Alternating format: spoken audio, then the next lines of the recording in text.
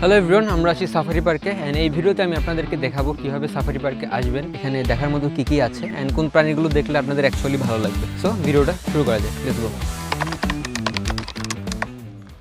ভাইয়ার টিকিট কত টাকা এখানে? 50 টাকা। স্টুডেন্টদের জন্য 10 টাকা। Thank you. সকাল 9টা থেকে বিকাল 5টা পর্যন্ত খোলা থাকে। সামনে হাঁটতে হাঁটতেই আমরা এই জিনিসটা পেয়ে গেলাম, সাফারি কিংডম। তো ওকে, আমরা এখন এই গলিটার ভিতরে যাচ্ছি অ্যান্ড এইখানে হচ্ছে আপনারা মেকাও পাখিগুলো দেখতে পারবেন। এখানে পাখির টিকিট মাত্র 60 টাকা করে। এই যে এইটা হচ্ছে অনেক ইন্টারেস্টিং, এটা হচ্ছে 9D মুভি, ভার্চুয়াল সিনেমা। শুধুমাত্র আমার একার জন্য এটা ছাড়বে, ঠিক আছে? আমার একার জন্য ছাড়তেছে। এখানে কিন্তু আমাদের চেয়ারগুলো মুভ করবে। আমরা এই কাগজটা পরে নিব এখন এখানে। আমি ভাই আমার ভিউ নেই, ঠিক আছে? আমি ওইদিকে দিব না। ওকে ওকে, ঠিক আছে, রেডি। আমরা 9D মুভি দেখতেছি এখন। একদম অন্ধকার রুম।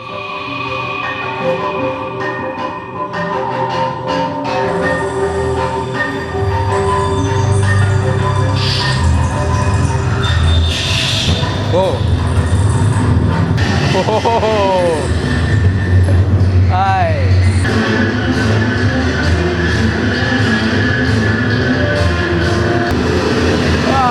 আমাদের সামনে একটা ভূত আছে। ও কি চিল চিল।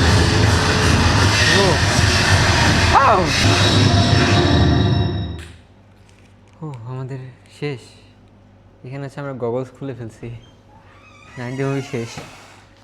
জি, রেখে গেছি ভাইয়া। ভাইয়া আপনারা কি সবসময় একই মুভি ছাড়েন নাকি চেঞ্জ করেছেন? হ্যাঁ, না এর আগে আসছিলাম, ওটা অন্যটা দেখেছিলাম। এটা হচ্ছে বাটারফ্লাই কর্নার। এখানে বিভিন্ন ধরনের প্রজাপতি দেখতে পারবেন। আমি যখন প্রথমবার এসেছিলাম তখন কিন্তু এইদিকে হাতি ছিল, হাতির পিঠে চড়া যেত। সামনে আস্তে আস্তে আমরা এখানে জলহস্তী বেষ্টনী পেয়ে গেলাম। এখানে জলহস্তিগুলো একদম ওপেনলি আছে, যার কারণে আমাদের দেখতে একটু ভাগ্য লাগবে, কারণ এটা সবসময় উপরে থাকে না। এই দেখেন, পানির উপরে অল্প করে ভেসে আছে। হ্যালো বন্ধুরা, আমরা এখন আছি গাজীপুর সাফারি পার্কে। দেখুন রাস্তাটা কত শান্ত, কত কোয়াইট। এই গাছগুলো দেখেন কত সুন্দর। এখানে দেখেন বাচ্চারা কিন্তু পিকনিকে এসেছে, সবাই পিকনিকে আসছে ওরা। ধনেশ এভিয়ারি পাখি সাফারি পার্কে। তো এখান থেকে আপনাদের টিকিট কেটে এরপর ধনেশ পাখি দেখতে হবে।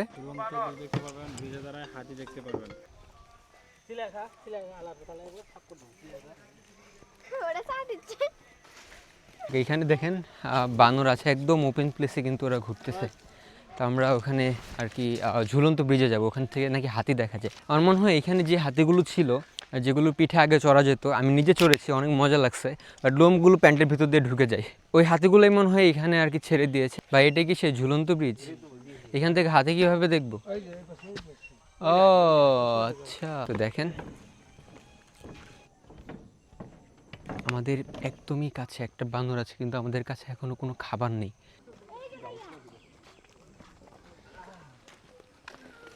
বন্ধুরা এখানে দেখেন শকুন পুনর্বাসন কেন্দ্র। এখানে কিন্তু বাংলাদেশের শকুন কিন্তু প্রায় বিলুপ্তির পথে। তো এখান থেকে শকুন উদ্ধার করে বনে জঙ্গলে বা যেখানে শকুন পাওয়া যায়, এগুলো যেন মানুষ মেরে না ফেলে, এগুলো উদ্ধার করে কিন্তু এখানে রাখা হয়। প্রথমে কিন্তু এই জায়গাটাতে আসার পরে আমি দেখেছি পুরাটা ফাঁকা, কোনো শকুন নাই। দেখেন কোনো শকুন নাই, কিন্তু কাছে আসার পরে দেখলাম যে এখানে একটা শকুন আছে। দেখেন এখানে একটা না, আরও অনেকগুলো আছে, আমি আপনাদেরকে দেখাচ্ছি। বাট এটা কি মরে গেছে নাকি এভাবেই বসে আছে বুঝতে পারতেছি না। এখানে অনেকগুলো শকুন আছে, একটা না, এখানে হচ্ছে একটা, দুইটা, তিনটা, চারটা শকুন। শুরুতে কিন্তু সাফারি পার্কে অনেক কিছুই ছিল। এখানে দেখেন একটা কুমিরের মাথা। এখানে ভিতরে কিন্তু মেইনলি একটা শিশু পার্ক ছিল, কিন্তু এটা এখন অফ হয়ে গেছে, এখানে তালা মারা। তো এখন কিন্তু অনেক কিছুই নাই। আগে আমরা হাতির পিঠে চড়তে পারতাম, বাট ওইটাও নাই। কুমিরের ভিতরে এখানে একটা শিশু পার্ক ছিল, যেখানে রোলার কোস্টার বা শিশুদের অনেক কিছু ছিল, ওগুলো কিন্তু এখন আর নাই। একদম নিরিবিলি। আমরা কিন্তু একদম সাফারি পার্কের ভিতরে এসে গেছি। ভিতরে এমন একটা জায়গায় আছি যেখানে কোনো মানুষজন নাই। দেখেন একদম জায়গাটা দেখেন। তো যাই হোক, এরকম মনে হয় কোনো ভয় নাই এদিকে। তারপরও আমি যেহেতু একা, আমি ওদিকে যাবো না। So let's go. আমরা এখন মেনলি যেটার জন্য খুঁজতেছি, আমরা বাঘসিংহ দেখার জন্য আর কি ঘুরতেছি মেনলি। বাট এখানে বাঘসিংহ এদিকে নাই, আমাদের মনে হয় ওই দিক দিয়ে ঘুরে যাওয়া লাগবে। তো দেখেন আমরা কিন্তু আবার সেই একই রাস্তা দিয়ে বেরিয়ে যাচ্ছি। সাফারি কিংডমের মধ্যে যা যা ছিল আমরা কিন্তু সব দেখে ফেলেছি। সাফারি কিংডমে যা যা ছিল সব দেখা শেষ। এই কোর সাফারি পার্কের মধ্যে আমরা কিন্তু বাস দিয়ে বাঘ, সিংহ এগুলো দেখব। তো এখান থেকে টিকিট কেটে চলেন আমরা ভিতরের দিকে যাই। জি দেয় তো। আচ্ছা, আমার একটা টিকিট লাগবে, স্টুডেন্ট। এ তো আমাদের স্টুডেন্ট আইডি কার্ড চেক করা হচ্ছে। এমনি নর্মালি কিন্তু এখানকার টিকিট 150 টাকা, বাট স্টুডেন্ট হলে আপনারা শুধু 50 টাকা দিয়ে আসতে পারবেন। Thank you. অনেক ভালো লাগলো জিনিসটা দেখে, স্টুডেন্টের জন্য যে কম। আমাদের কিন্তু 100 টাকা কমে এখানে ঢুকতে পারলাম। আমরা কিন্তু বাঘ, সিংহ দেখার জন্য লাইনে দাঁড়িয়েছি। অ্যান্ড আমি প্রথম যে লাইনের একদম শুরুতে আছি। এখান থেকে মেনলি লাইনটা শুরু হবে। লাইনটা মোটামুটি ভালোই হয়ে গেছে, মনে হয় এখনই ছাড়ার সম্ভাবনা আছে। দেখেন মানুষজন একদম বসেছে। আমরা এসি বাসে আছি, নিশানের এসি বাসে। আমরা কিন্তু মাত্র এই জঙ্গলের মধ্যে প্রবেশ করলাম। অ্যান্ড এখনও দেখি সামনে কি আছে। এখানে জিরাফের সেকশনটা আমরা দেখতেছি। জিরাফের পরে আমরা বাঘ দেখবো, এরপর সিংহ দেখবো। সবগুলো কিন্তু আলাদা আলাদা করে, কিন্তু ওপেন স্পেসে। লক্ষ্য করুন ডান পাশে জেব্রা, সাথে আছে স্পটেড ডিয়ার বা চিত্রা হরিণ। ডান পাশে লক্ষ্য করলে দেখতে পারবেন একটি জেব্রা শাবক সদ্য জন্ম নিয়েছে। আমরা অপেক্ষায় আছি বাঘ আর সিংহ দেখার জন্য। পাহাড়ি বন গরু। আমরা এখন প্রবেশ করতেছি কালো ভাল্লুক সাফারিতে।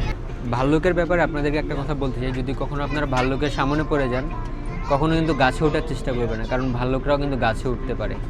এখন আমাদের গেট খুলে দিচ্ছে, আমরা কালো ভাল্লুক দেখবো। এই দেখেন, বাম পাশে লক্ষ্য করুন রাস্তার পাশে পুরুষ একটি কালো ভাল্লুক আছে। ওকে, আমরা কিন্তু সিংহ সাফারিতে প্রবেশ করে ফেললাম।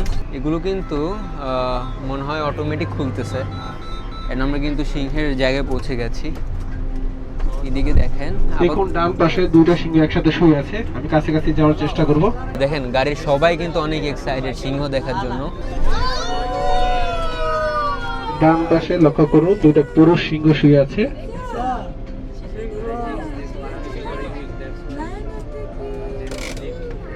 ওরা কিন্তু এখন রেস্ট নিচ্ছে দুপুর বেলাতে। সামনে দেখেন সিংহের পরে কিন্তু আমাদের বাঘ সাফারি। এখানে হচ্ছে জায়গাটা খালি, এই জায়গাটা প্রস্তুত করা হচ্ছে সিংহের জন্য। আফ্রিকা থেকে সাদা সিংহ আনবে এখানে। আমরা এখন টাইগার সাফারিতে প্রবেশ করব। বাঘটা ডান পাশে আছে, গেটম্যান আমাকে ইশারাতে যেটা জানালো। সবাই ডান পাশে একটু লক্ষ্য রাখবেন। আচ্ছা, বাঘ কিন্তু আমাদের ডান পাশেই আছে। সো আমরা বাঘ দেখার জন্য একটু ডান পাশে আসলাম। চলো, ডান পাশেই হচ্ছে বাঘ। এই যে ওই যে দেখেন, ওই যে দেখেন রয়্যাল বেঙ্গল টাইগার। ও দেখেন কত সুন্দর, কত সুন্দর। লক্ষ্য করুন ডান পাশে যে বাঘটা হাঁটতেছে, এর নাম হচ্ছে জ্যাক বল। এটা পুরুষ বাঘ। শুধু একবার চিন্তা করেন, আমরা যদি এখান থেকে দাঁড়াচ্ছি যাতে আপনারা ভালো করে প্রাণীগুলো দেখতে পারেন। ওদিকে যেতে পারলে ভালো হতো। না, ওদিকে যাওয়া যাবে না। ওদিকে গেলে গাড়ির টায়ারে কামড় দিয়ে ফেটে ফেলবে। আচ্ছা, ওকে বিরক্ত করা যাবে না। এখানে কিন্তু ক্যামেরাতে হয়তো আপনারা খুব ভালোভাবে বুঝবেন না, বাট সত্যিকার চোখে দেখা কিন্তু অনেক ভালো। পানিটা আমি আগে 2বার আসছি, বাট এখানে আসি নাই। আমি কেন যে আসি নাই এখন রিগ্রেট ফিল করতেছি আসলে। এই দেখেন, আমরা কিন্তু যাওয়ার সময় এই রাস্তা দিয়ে গিয়েছিলাম, এখন কিন্তু আমরা সোজাসুজি এসে গেছি। আমাদের জার্নি শেষ এখানেই। ভালোই, সাফারিটা ভালোই ছিল, প্রায় 30 থেকে 40 মিনিটের মতো। আচ্ছা, আমরা কিন্তু ভিডিওটার একদম শেষের দিকে চলে আসছি। তো এখন আমি আপনাদেরকে অ্যাকচুয়ালি সেই জিনিসগুলো বলবো যে কী কী কারণে আপনারা সাফারি পার্কে আসবেন। তো প্রথম কথা হচ্ছে আপনাদের 9D মুভি এনজয় করতে হবে। অ্যান্ড সাফারিতে আপনাদের আফ্রিকান সাফারিটা এনজয় করতে হবে। আমরা যে বাস দিয়ে ঘুরি 150 টাকার টিকিট, সেটা এনজয় করতে হবে। আর যারা স্টুডেন্ট আছেন তাদের জন্য তো টিকিট ভাড়া মাত্র 50 টাকা। তো এখন দেখেন একদম বিকাল হয়ে গেছে। আমরা সাফারি পার্কে মনে হয় 2:30টার দিকে প্রবেশ করেছি। এখন অলমোস্ট 4:30 5টার মতো বাজে। এটা হচ্ছে কক্সবাজার গেলে আপনারা এগুলো পাবেন 100 টাকা করে। বাইরে অনেক কিছু আছে বাইরে। এখানে হচ্ছে ঘোরা আছে, আপনারা চাইলে ঘোরাতে চড়তে পারবেন। মামা কুলফি কত করে একটা দেন তো? আগে ছোটোবেলায় কুলফি খেতাম, এখন একটা খাচ্ছি। কেমন লাগে দেখি। কালকে 16 ডিসেম্বর, তাই না? কালকে হচ্ছে বন্ধের দিন, অ্যান্ড কালকে অনেক লোক হবে। এত রিসেন্টলি এই ভিডিওটা করার একটাই কারণ, সেটা হচ্ছে আপনারা বাংলাদেশ জাতীয় চিড়িয়াখানার ভিডিওটাতে অনেক ভালো সাপোর্ট দিচ্ছেন বলতে কিছুই করে নাই, খালি ভিউটা হয়েছে আর কি। ইউটিউব আপনাদেরকে সাজেস্ট করেছে। সো এখন আমি নিয়মিত ভিডিও দেওয়ার চেষ্টা করতেছি যেন ইউটিউব চ্যানেলটাকে আরও ভালো জায়গায় নিয়ে যায়, অনেক রিচ করায়। So thank you so much.